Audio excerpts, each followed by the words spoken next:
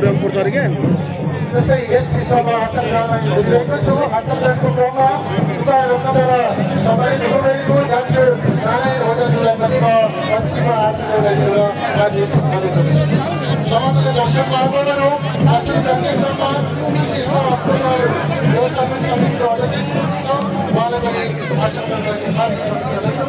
आचरण कार्यक्रममा उता गाउँपालिका काशीका कार्यपालिका सदस्यहरूलाई यस स्तरमा हार्दिक यस्तै उता गाउँपालिका काशीका सम्पूर्ण गाउँ सभा सदस्यहरूलाई यस स्तरमा हामीले अनुरोध गर्दछु। यस्तै महासङ्घ कार्यक्रममा छु।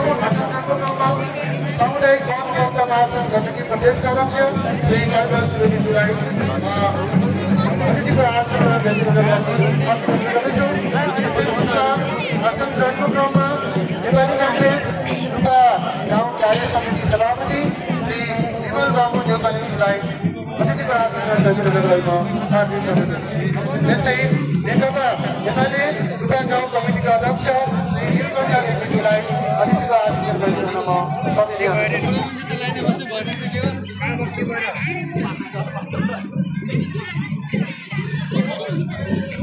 जस्तै आसन कार्यक्रममा रूपा गाउँपालिका नेकपा माओवादी केन्द्र रूपा गाउँ कमिटीका अध्यक्ष श्री उमाकान्त खनालज्यूलाई अतिथिको आचरण गरिदिनु हुन हार्दिक अनुरोध गर्दछु। त्यस्तै रूपा गाउँपालिका काशीका 1 नम्बर वडाका पूर्व वडा अध्यक्ष श्री दीपक कुमार हालेज्यूलाई आचरणको लागि हार्दिक अनुरोध गर्दछु। त्यस्तै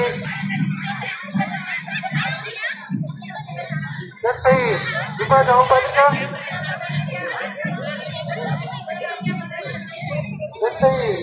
गाउँपालिका 5 नम्बर वडाका पूर्व वडा अध्यक्ष श्री देवबहादुर गुरुङज्यूलाई महासङ्घको लागि हार्दिक अनुरोध गर्दछु।